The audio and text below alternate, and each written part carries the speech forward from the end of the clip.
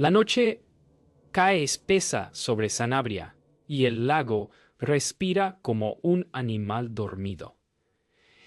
En Ribadélago, las chimeneas dibujan hilos de humo que el viento deshace, y la escarcha convierte cada verja en un adorno frágil. María apaga la lámpara de petróleo, guarda los cuadernos y escucha nada, salvo el golpeteo del agua contra la orilla. Tomás ajusta las contraventanas. El crujido de la madera le recuerda que el frío también parte cosas. En lo alto, tras los pinos, la presa de Vega de Tera soporta el peso del invierno, una pared sin rostro vigilando a un pueblo que ya no la mira.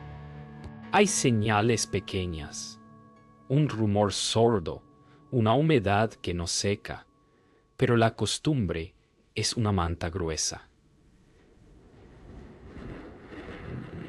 Nadie escribe notas, nadie toca la campana. El reloj de la iglesia marca las 11:30. Queda media hora para que el agua aprenda a correr más deprisa que los latidos. María repasa mentalmente los nombres de sus alumnos, como un rosario privado que la calma. Piensa en la redacción de Juli sobre el invierno, en la letra menuda de Lucía, en el padre que prometió pasar mañana a arreglar una pata coja del pupitre. En el patio, la nieve vieja cruje con un sonido de pan duro. El reloj canta y ella se pregunta si el frío también enseña lecciones, si obliga a la gente a juntarse. Tomás, a 2 calles, apoya la frente en la puerta cerrada y oye el silencio de la casa. Doña Pilar se ha quedado con la radio apagada, las cartas sobre el mostrador. En lo alto, Saura toma notas que ya no leerá nadie. Cada uno, a su modo, confía en que la noche termine igual que empezó. Pero las noches, a veces, aprenden otros finales. En la presa, el hormigón tiene su propio idioma, chasquidos que solo oyen quienes se quedan a oscuras con él. Saura recorre la galería de inspección y anota infiltración junto a una hora que corre como un río estrecho. Piensa en los oficios que heredó de maestros exigentes y en cómo, a veces, los números no discuten, solo insinúan. Abajo, Martín hace ronda con la linterna, golpea el suelo con la bota para entrar en calor. Doña Pilar, sin querer, levanta el pestillo y escucha un rumor sordo que no parece viento. Tomás, con las manos sobre la madera, siente una vibración, ligera como una mentira. Nada suena lo bastante fuerte como para despertar al pueblo. Quizá eso sea lo más peligroso, el peligro que no hace ruido. La campana de la iglesia no toca, pero la noche tiene una cuerda tensa. María deja el abrigo en la silla, duda, y lo vuelve a tomar una corazonada sin forma. Juli, en su cama, guarda el jersey rojo bajo la almohada como si fuera un talismán. Tomás acaricia la oreja del perro en el umbral. El animal, inquieto, mira en dirección al lago. Doña Pilar apaga por fin la última luz, y el vidrio del ventanuco, a oscuras, vibra con un golpe seco que no se repite. Saura, de pie junto a un manómetro, calcula márgenes que se encogen. El aire huele a metal mojado y a leña fría. Si alguien hubiese llamado entonces, quizá habrían abierto. Pero nadie llama cuando el agua decide aprender a correr. Primero es un chasquido, como si alguien partiera una rama demasiado gruesa. Luego, un gemido grave que la montaña no debería saber pronunciar. El agua, arriba, empuja como un animal contra la jaula. Saura siente que el suelo, no su conciencia, se desplaza 1 milímetro. Martín levanta la linterna y el haz tiembla en el polvo. María ya tiene el abrigo puesto, sin decidir por qué. Juli abre los ojos con la certeza que tienen los niños: algo viene. En la taberna, Doña Pilar tantea la pared, buscando el latido que no es suyo. El frío retrocede un instante, como si tomara aire. Y entonces la noche aprende un verbo nuevo: romper.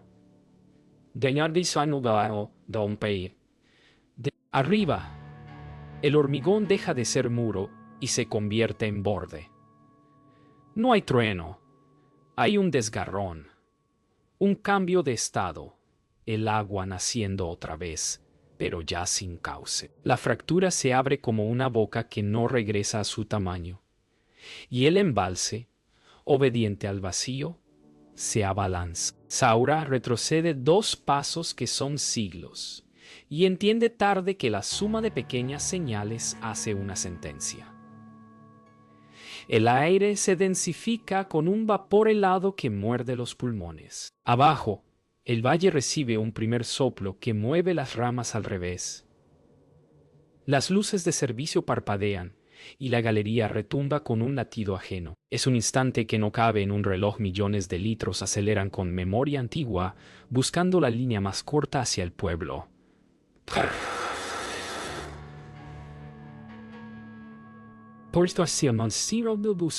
El sonido no es rugido ni choque, es la respiración de una montaña que decide exhalar de golpe. La primera oleada no trae espuma, trae densidad.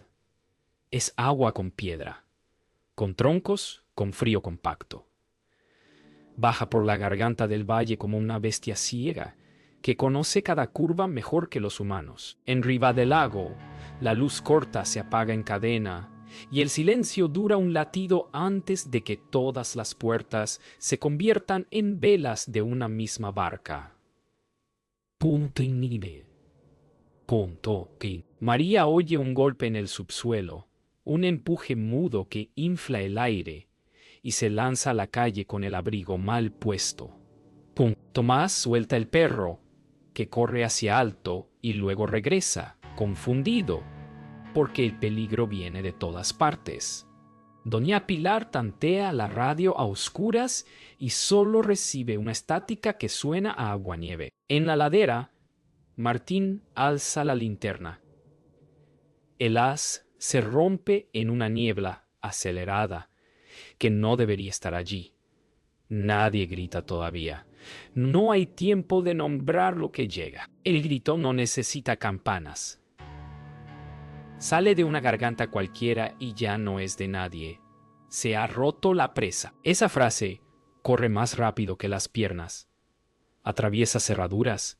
Despierta a quienes soñaban con otras catástrofes más pequeñas. María piensa en Julie, en su jersey rojo, y gira hacia la escuela sin medir la distancia. Tomás ve cómo el agua dobla una esquina antes de llegar a ella, como si supiera trazar planos. Martín intenta ordenar con el brazo una evacuación que se deshace en remolinos. Doña Pilar abre de par en par su puerta y el olor a leña se mezcla con olor a río viejo. El pueblo entero respira a la vez y, por una vez, el mismo aire. La noche antes compacta se llena de voces, y la frase se repite hasta perder sentido, como una cuerda que se usa para todo. Las casas no son casas cuando flotan, son cajas que guardan fotos, migas, promesas aplazadas, y ahora se golpean entre sí como si nunca hubieran sido vecinas. María entra a la escuela y el suelo ya es un animal resbaladizo. Llama por nombres que el agua confunde. Julie aparece bajo una mesa, con el jersey rojo como bandera imposible, y ella lo alza con un gesto que nace en la médula. Tomás calcula con el ojo dónde saltar, qué tejado aguanta una decisión. Entiende que a veces hay que elegir quién sube primero. Un armario derribado navega como un ataúd sin dueño.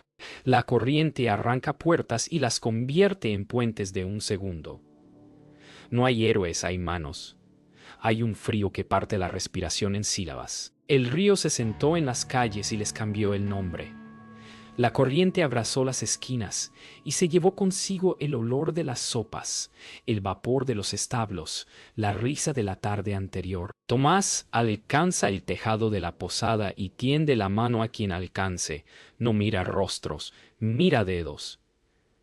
María, con Juli pegado al pecho, se deja llevar por una puerta suelta que es balsa y sentencia. Martín, medio sumergido, busca altura, marca a voces un camino que cambia cada minuto.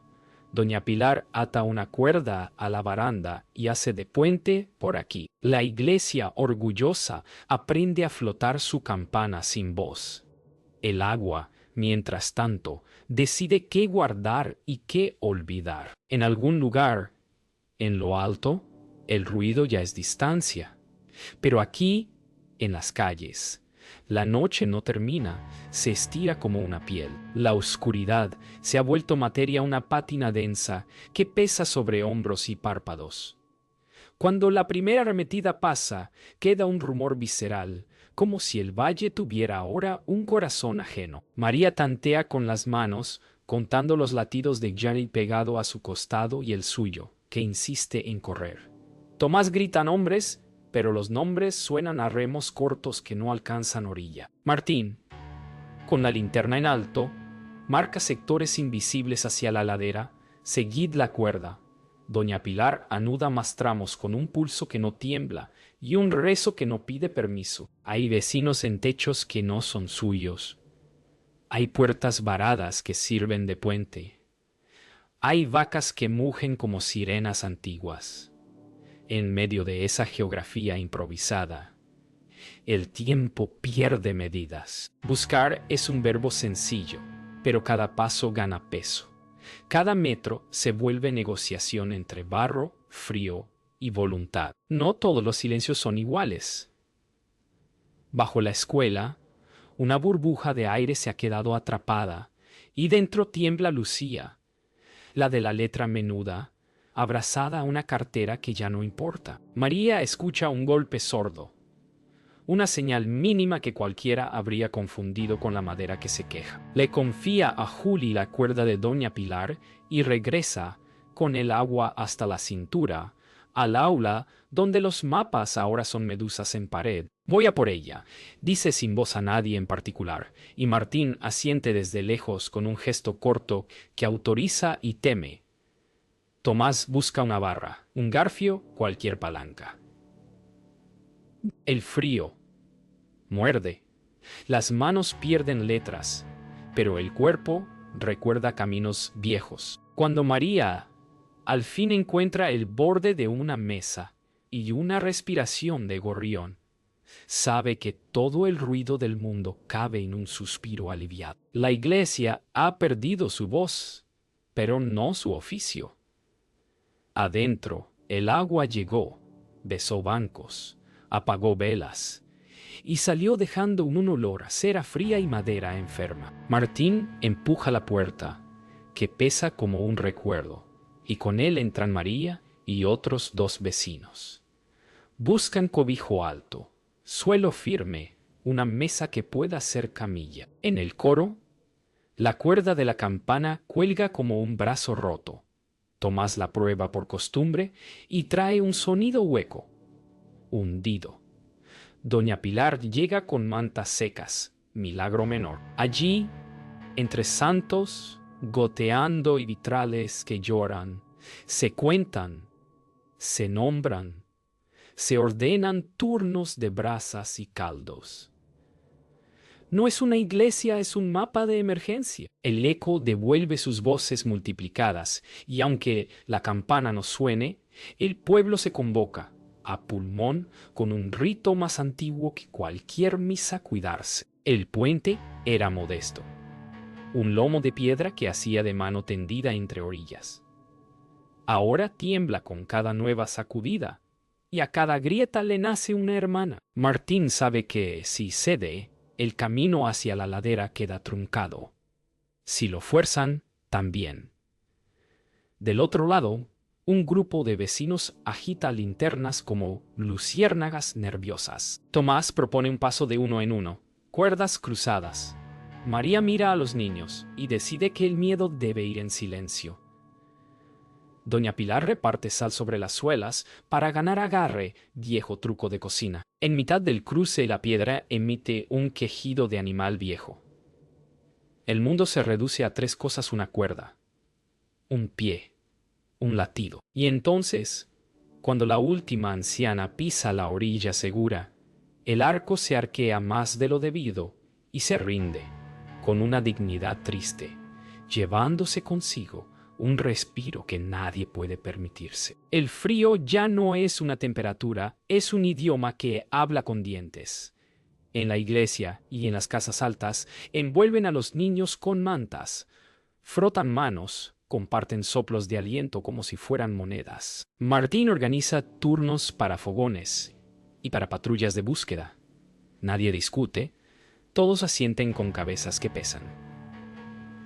Tomás se queda sin fuerzas de golpe, como si el cuerpo le cobrara a destiempo la factura, pero una voz, quizá la suya futura, lo empuja a levantarse. María cuenta otra vez Juli, Lucía, la viuda de la era, los hermanos del molino. Faltan nombres que duelen. Doña Pilar reparte caldo y frases cortas: bebe despacio, aguanta, estamos afuera. El viento corta como vidrio, y de la ladera baja un aliento blanco. La noche ya se retira, pero no calienta. Lo que sostiene ahora al pueblo no es el sol, es una red de manos que se niegan a soltarse. El amanecer no llega, se filtra. Primero una línea opaca bajo las nubes, luego una claridad que no calienta. Cuando la corriente pierde filo, el valle queda lleno de cosas que no saben dónde estar: mesas en mitad de un camino, gallinas en un alféizar, una barca improvisada encallada en la puerta de la escuela. María siente el peso de Juli dormido por agotamiento y de Lucía, despierta, contando con los dedos a quienes faltan. Tomás baja de la posada con un dolor en las piernas que parece ajeno. Cada paso suena a ventisquero cediendo. Martín recorre con la vista el mapa nuevo y decide puntos de búsqueda: molino, herrería, caserío del fondo. Doña Pilar abre el mostrador de la taberna como si fuera un altar: pan, mantas, tazones. Nadie llora fuerte. Se llora hacia adentro para no romper el silencio útil, ese que deja oír, si entre barro y maderas todavía hay respiración. El primer rescate es torpe, valiente y breve. Un vecino señala un hueco bajo una viga. Se oye un golpecito, como si alguien llamara desde un sueño. Martín ordena silencio con la mano, y el pueblo entero obedece. Tomás, con la palanca que consiguió en la herrería, tantea el punto donde el hierro cede. María, a gatas, susurra nombres como si fueran claves para abrir puertas cerradas. Doña Pilar coloca una manta seca al alcance de quien salga, tazón humeante al lado, y murmura: aquí, aquí, aquí. El barro no suelta sin cobrar, y cada centímetro arrancado parece una negociación con un dios pequeño.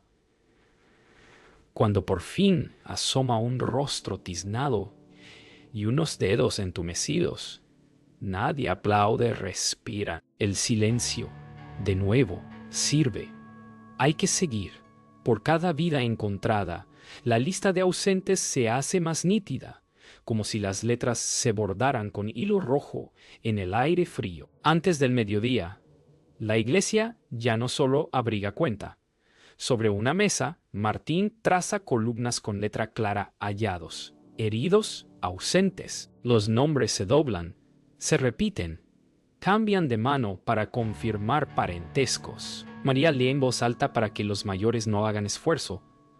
Su voz, aunque firme, tiembla al rozar apellidos que conoce desde niña. Tomás entra y sale con mensajes, y cada vez que empuja la puerta, el viento trae el olor del lago, a hierro y nieve. Doña Pilar reparte tazas y tacto, y cuando un silencio pesa demasiado, lo rompe con un Vamos, dicho con cariño de sargento. Lucía y Julie sostienen la punta de un lápiz y dibujan cruces y círculos, como si pintaran un mapa del tesoro.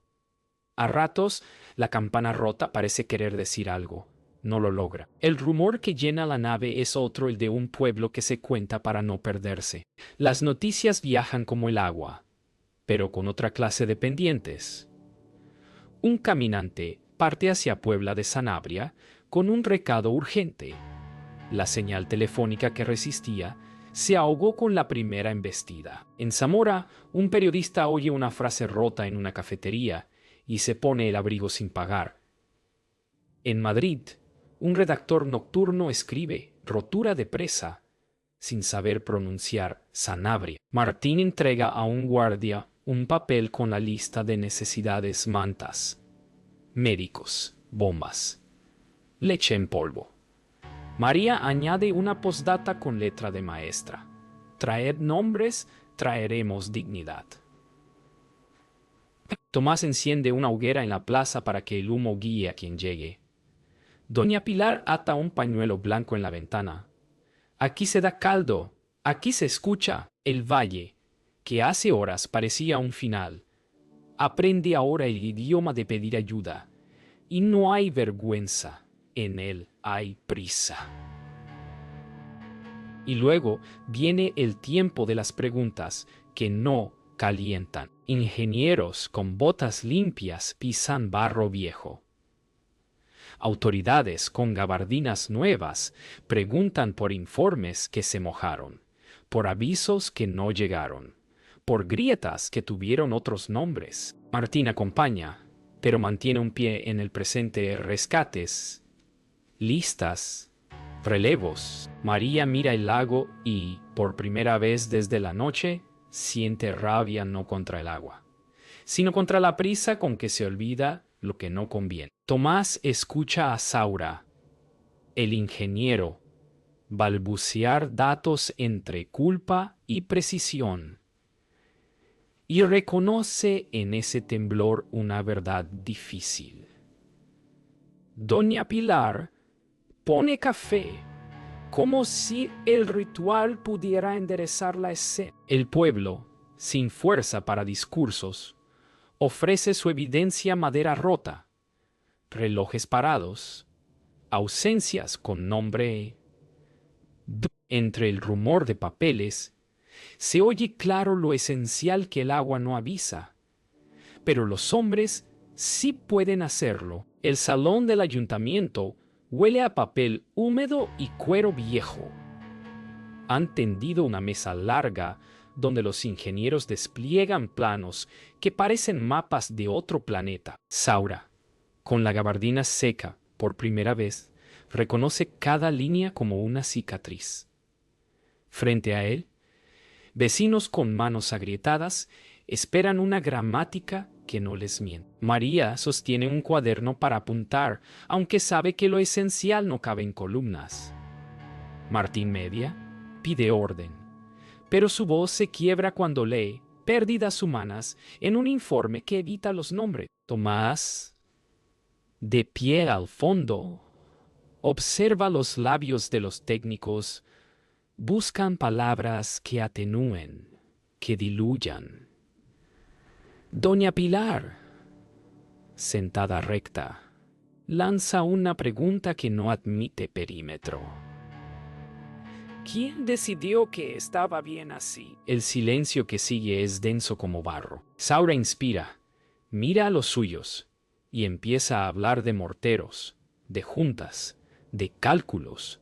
Al hacerlo, la culpa se le sube a la garganta con la precisión de un número impar. Llegan peritos con maletines, acentos ajenos y el gesto de quien mide para no mojarse.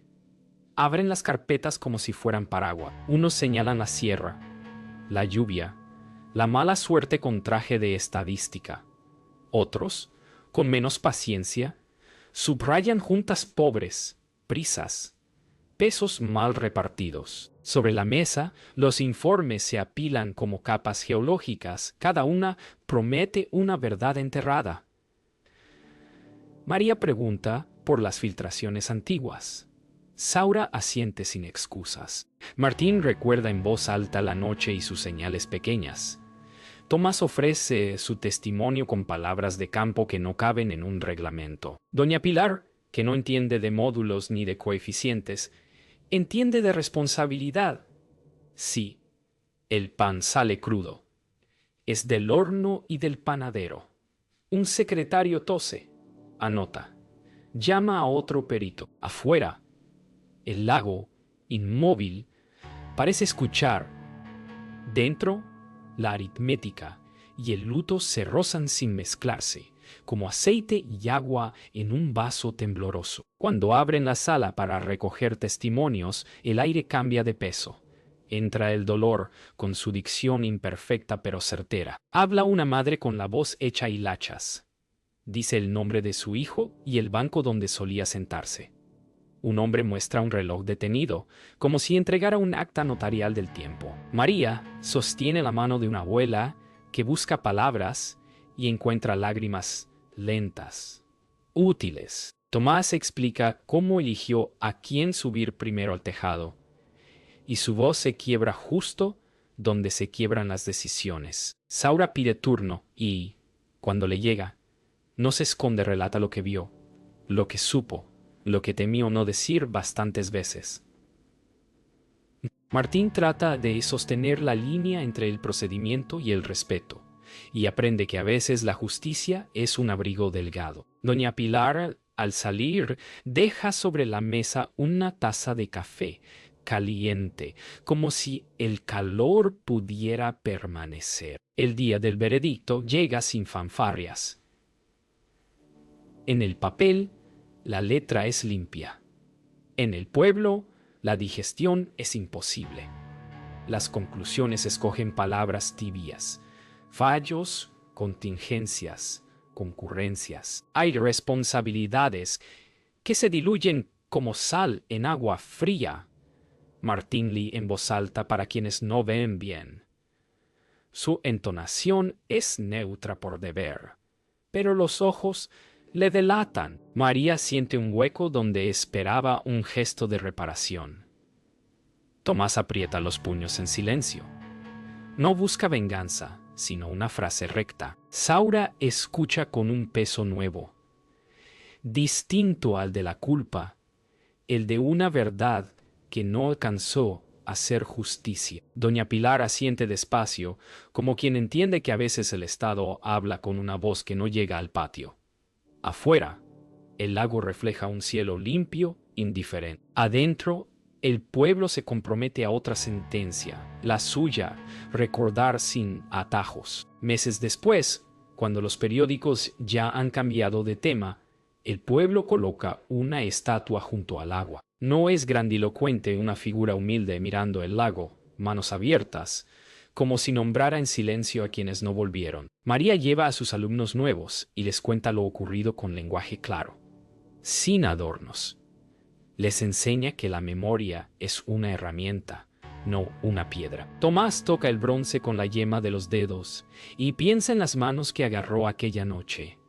Martín, de servicio, se detiene sin prisa y deja una flor sin uniforme. Saura llega un día sin ser visto, y al mirar el reflejo del metal en el agua, comprende que su oficio empieza en el cálculo, pero termina en la vigilancia moral. Doña Pilar, al cerrar la taberna, enciende una vela que el viento minutos después apaga.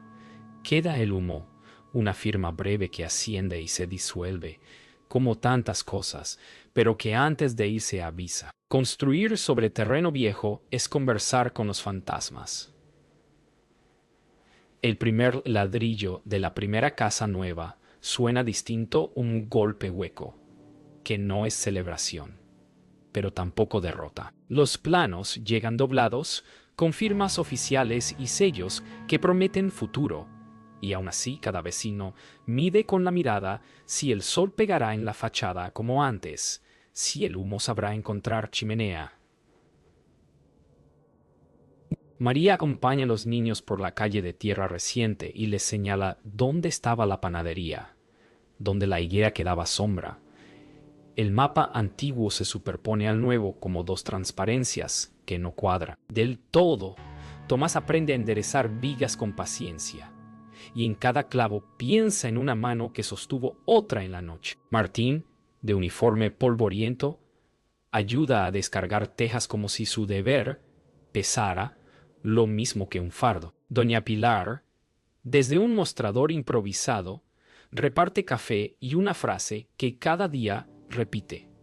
Esto no es empezar de cero, es empezar de verdad. Con el tiempo, el pueblo aprende a decirse en plural Riva del Lago de arriba y Riva del Lago de abajo.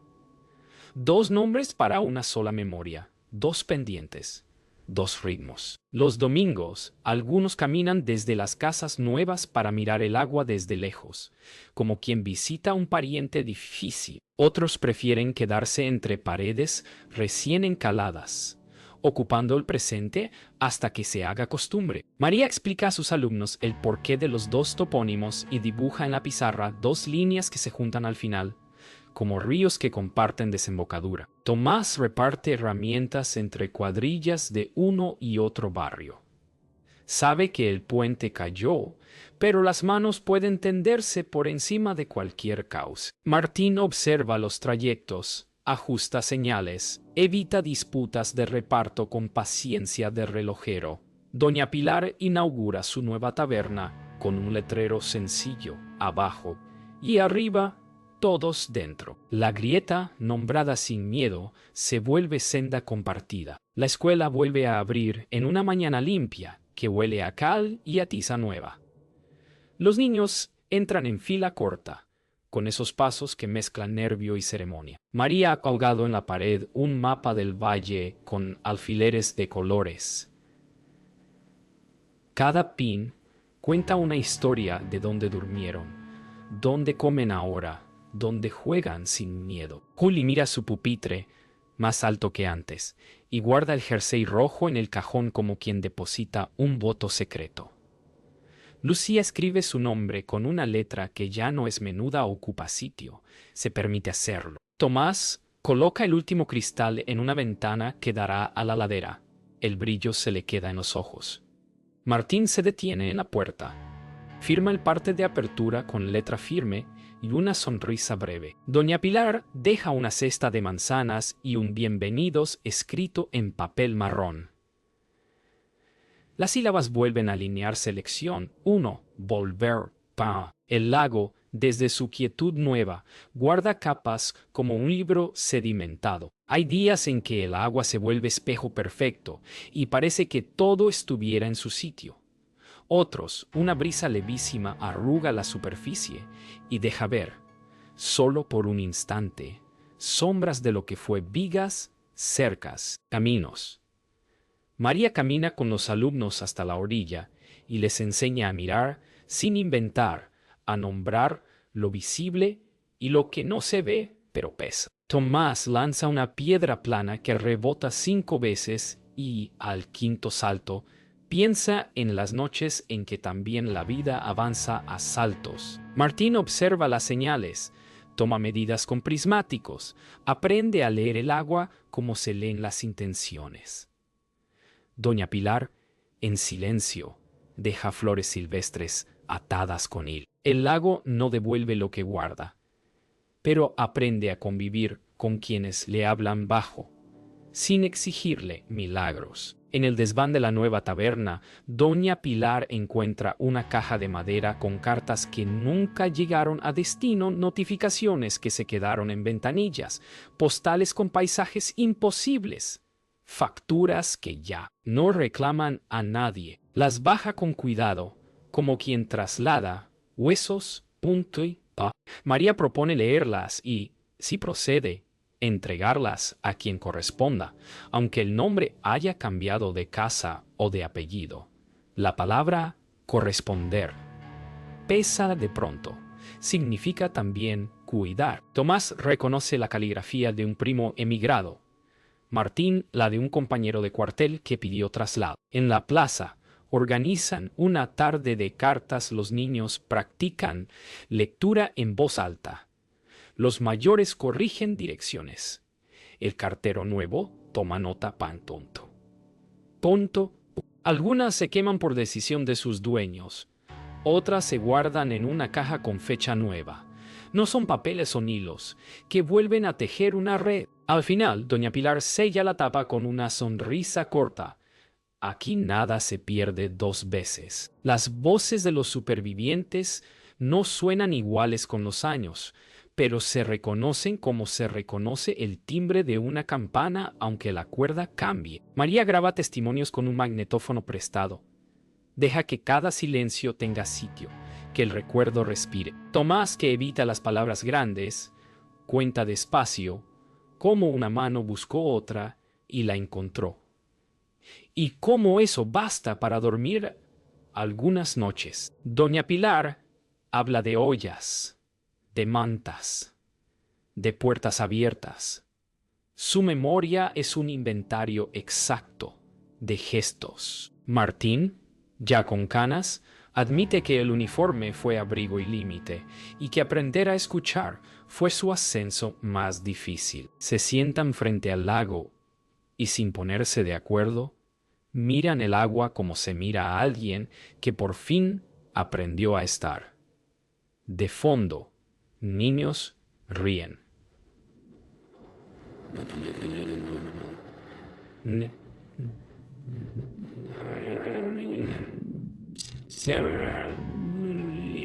Las voces, cosidas, forman un tejido que no se deshilacha al primer viento. De esta historia salen lecciones que no caben en una sola pizarra. María las escribe para sus alumnos con tiza gruesa: mantenimiento, vigilancia, aviso temprano, respeto al terreno. No son teorías, son verbos que salvarían a alguien mañana. Saura, que vuelve cuando nadie lo espera, aporta dibujos de secciones bien hechas y mal hechas. Habla sin excusas, como quien salda una deuda pública. Martín insiste en simulacros, en mapas claros pegados a las puertas, en radios con pilas nuevas. Tomás explica con gestos cómo una cuerda cambia una noche entera. Doña Pilar resume en su lengua de cocina. Sí, el caldo hierve. Alguien vigila el fuego. El pueblo envía cartas a otros valles con presas, no para asustar, sino para avisar. En la mesa de la escuela, un niño pregunta si el agua aprende. María responde que sí, pero que los humanos también, y que ese empate hay que ganarlo cada año. Cada enero, el pueblo sale temprano con flores y silencio.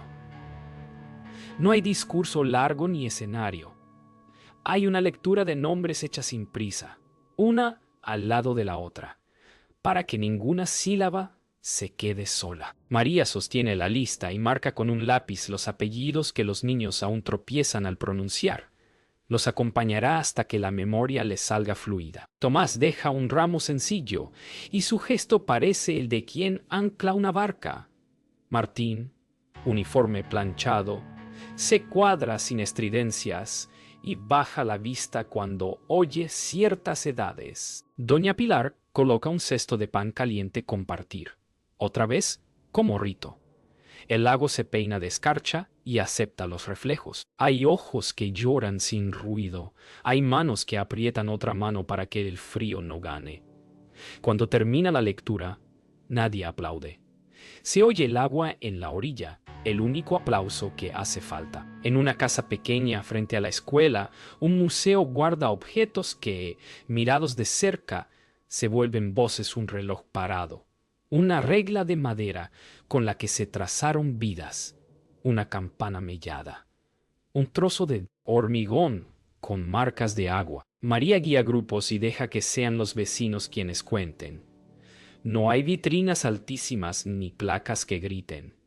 Solo cartelas con letra humana. Tomás montó una maqueta del valle con corcho y alambre.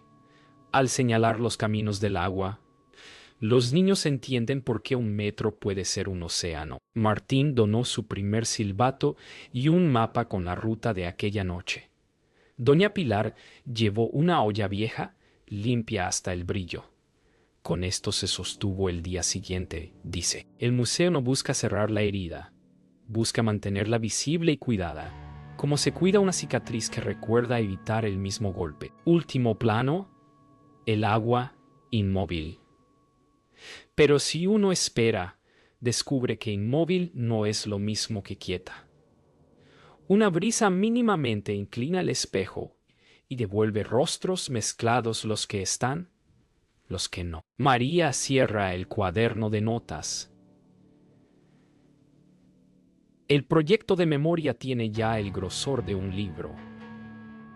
Tomás se sienta en la orilla con las botas al lado, pies en el agua fría, como quien saluda y vigila. Martín, sin prisa, recorre con la mirada el perímetro y se permite, al fin, una respiración entera. Doña Pilar apoya el codo en la baranda del embarcadero y sonríe apenas la sonrisa de quien sabe que el cuidado no descansa.